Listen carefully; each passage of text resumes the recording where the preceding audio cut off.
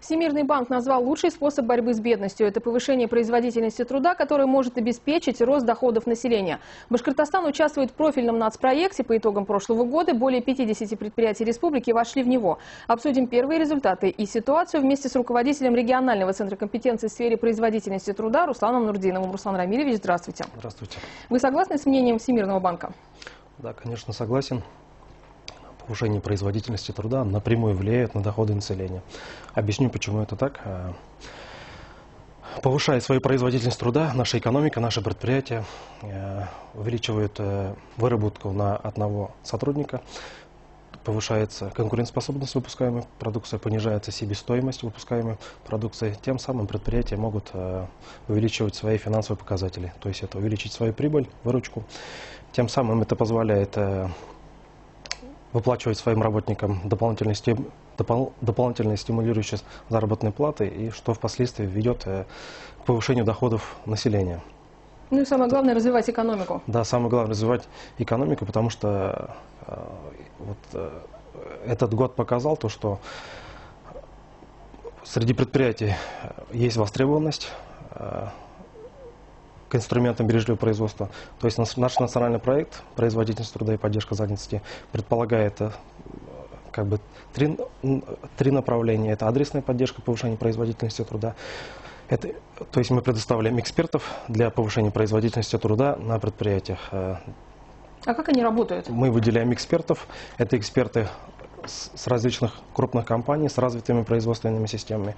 Это бывшие менеджеры по эффективности, которые занимаются оптимизацией, внедрением инструментов бережливого производства. Какой период они работают?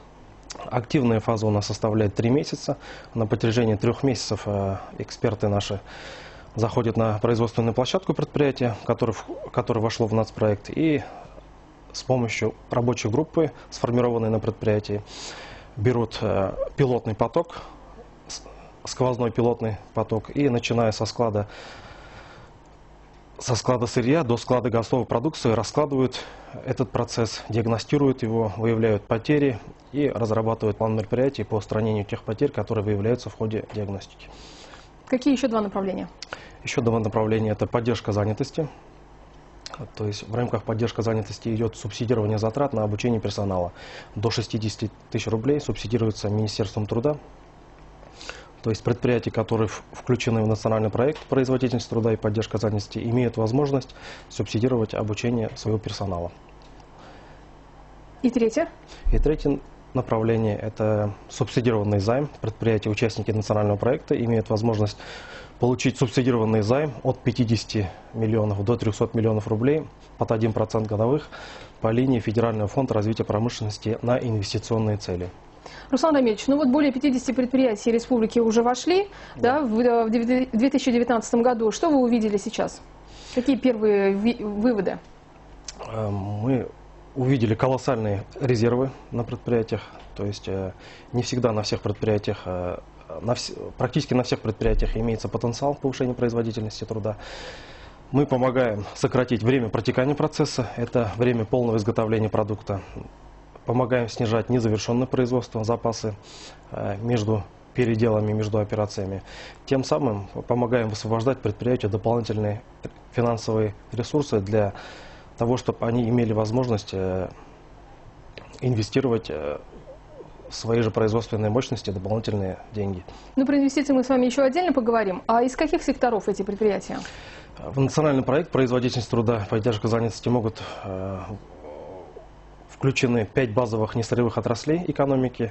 Первое – это обрабатывающая промышленность, сельское хозяйство, транспорт, строительство и ЖКХ. Угу. Ну, мы знаем, что экономика нашей страны, нашей республики, в основном там собственник государства, государственный сектор. Да? Кроме того, мы слышали, что к 2025 году ГОПы и МУПы такую форму реорганизуют либо ликвидируют. Как вы считаете, может ли это повлиять на производительность труда? Да, безусловно, это повлияет на производительность труда, я думаю, потому что вопрос производительности труда зависит напрямую от от первого лица, то есть от его мотивации, от его вовлеченности в этот процесс. Если руководитель заинтересован в том, чтобы его предприятие было эффективно работало, чтобы его бизнес-процессы были выстроены эффективно, то и результаты будут ощутимые. Ну и про инвестиции. Как мы с вами знаем, к 2024 году в Башкортостане их обещают увеличить до 500 миллиардов рублей, с текущих 270 по итогам 2000 был такой целевой показатель в начале 2019 года, если мы так скажем, да? Хотя мы знаем, что 15% был рост в прошлом году. Инвестиции также влияют ли на производительность труда? Да, влияют. В рамках нашего нацпроекта мы, выделяя экспертов, помогаем предприятиям повысить производительность труда, но бережливое производство само по себе изначально не предполагает больших капиталовложений, но если того требует производство, то имеется вот как раз субсидированный займ по линии Фонда развития промышленности до 300 миллионов рублей. То есть предприятие сначала, используя свои внутренние ресурсы, повышает производительность у себя на площадке, на производстве.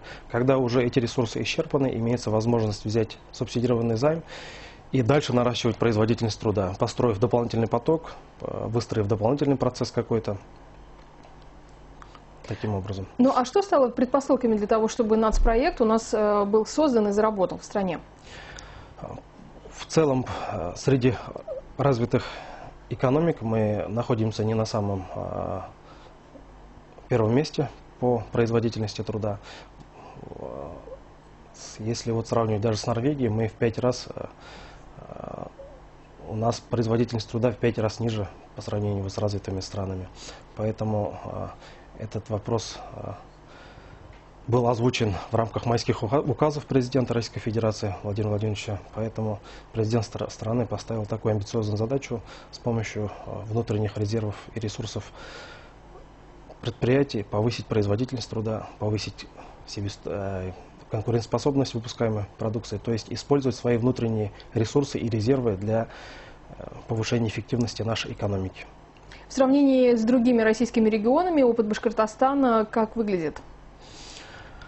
Но мы являемся одними из лидеров по данному направлению в рамках адресной поддержки и повышения производительности труда. Мы в тройке лидеров находимся. У нас из 85 субъектов? Из 36 было. В следующем году войдут еще остальные 85. Среди 36 мы в тройке лидеров.